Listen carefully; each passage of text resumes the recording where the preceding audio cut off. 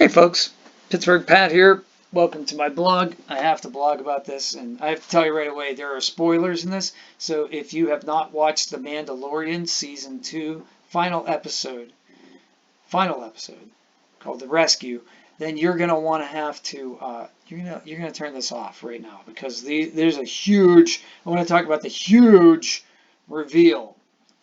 So turn it off, come back, and for those of you who are still here, you have, by remaining, consented to the fact that I'm going to spoil this if you haven't seen this already. Spoilers, spoilers, spoilers. Okay, having said that, how about that big reveal, huh? Like, when did you know? When did you know who the Jedi was? You know? Because there was a lot of speculation. There was speculation that it could be Mace Windu. He was thrown out a window. We don't have a body. We don't know. There was talk about characters from video games. But nobody was talking about the obvious, the obvious. And now, when you watch it, it looks so obvious. I've watched it twice now.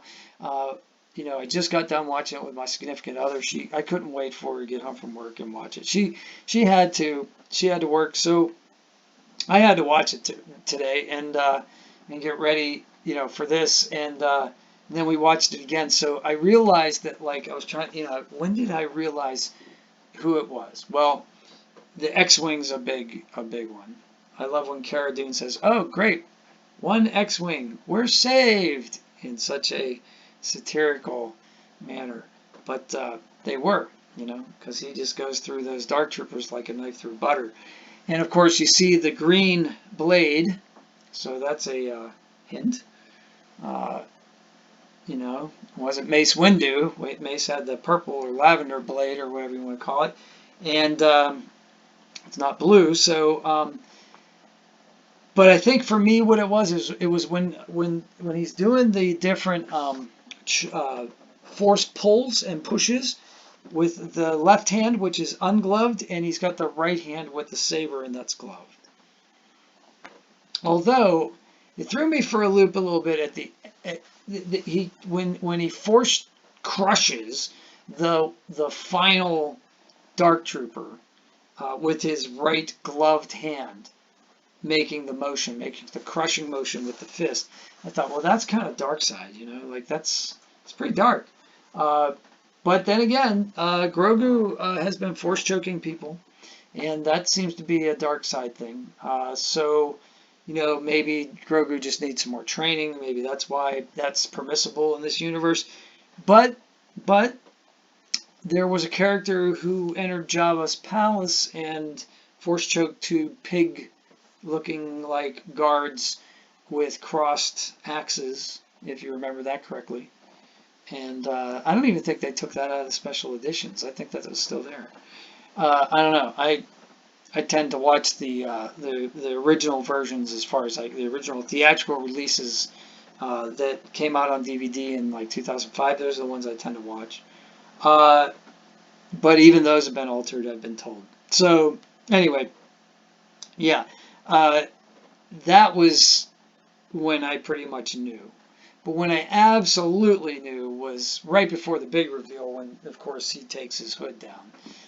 But it was when he comes into the room, when the Mandalorian lets him into the blast, onto the bridge through the blast doors, and he turns off his lightsaber. The unmistakable noise of that.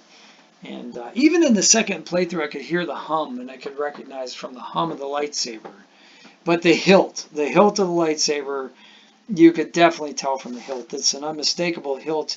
You can see it actually in the photograph that I have right here as the background.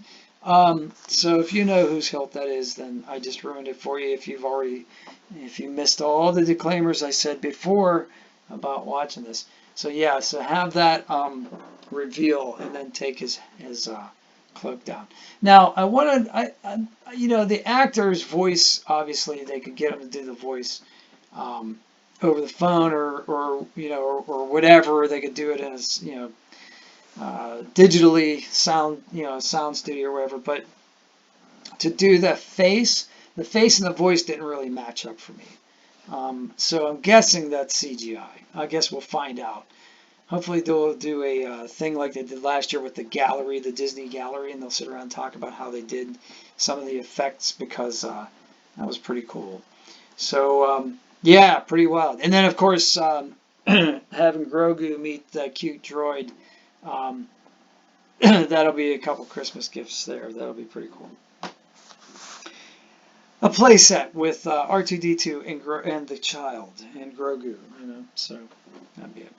All right, so I think I got through that whole thing without saying the name of the Jedi, but we all know who we're talking about at this point. So yeah, so now I'm watching that, and then I'm watching the credits, and the credits come up, and I see a name in there, and I'm like, wait a minute, that character, Bib Fortuna? Bib Fortuna. I think I know who that is. I think that was Jabba's like second-hand man or right-hand man, right? So yeah, so I back up into the credits and I look at it again, and then I realize there's like 6.5 minutes left, and I'm like, wait a minute. So sure enough, they have a secret, extra bonus scene after the credits, and now people are like, oh my God, there was a scene I missed. If you missed that scene, stop this video now and go watch that scene, because I'm going to talk about it. And I'm going to talk about it in greater detail than I talked about the Jedi reveal. So, well, a little bit. And all right, so is everybody gone that needs to be gone? Good. Okay. So, yeah, I mean, how cool was that?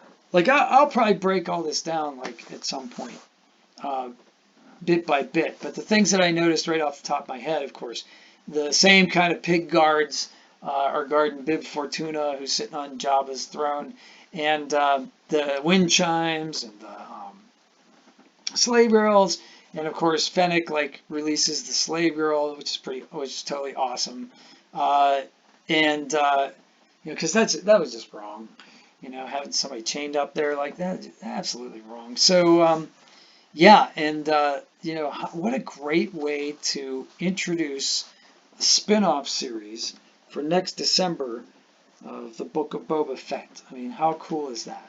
So I just loved it. I thought this episode was great. A couple things about the actual episode and not the teaser. I like how Star Wars recycles dialogue and sound effects from the original movies. There's a scene when they're first getting out the Mandalorians and the bounty hunter. I'm sorry, and Cara Dune, and they're getting off of the shuttle, the Tidarian-looking shuttle. I think they call it the Lambda, and they're getting off that shuttle and onto the cruiser. And there's a stormtrooper that says, "Look out!" And that "look out" is definitely, to me, sounds exactly like the "look out" from the trench run in the original Star Wars movie, which some people call A New Hope now, to clarify, just to be clear. And it's from the trench run when the Millennium Falcon comes down, shoots, and the wingman, the Darth Vader, panics and says, "Look out," and clips him. And Darth Vader goes spinning off into space, and that allows Luke Skywalker to blow up the Death Star. I really like that. And yeah, I just thought that was a really nice add-on. There's a couple others, but like I said, I'll probably go through the episode bit by bit and go through all those Easter eggs. But in the meantime, what did you think about the episode? Put it in the comments below. I'd love to talk to you about it. And yeah, let's keep this up. This is fun. I like talking Star Wars. I like talking with you guys. I don't know if you guys like this format. I'm learning about editing and all that kind of stuff, so this is easy for me, and if it's not easy, I'm not going to do it. So that's why I've been doing this in kind of a blog form for now. But yeah, any suggestions help. I appreciate it. I hope you guys have a great day. See if you can do something nice for somebody and not get caught today. Take care.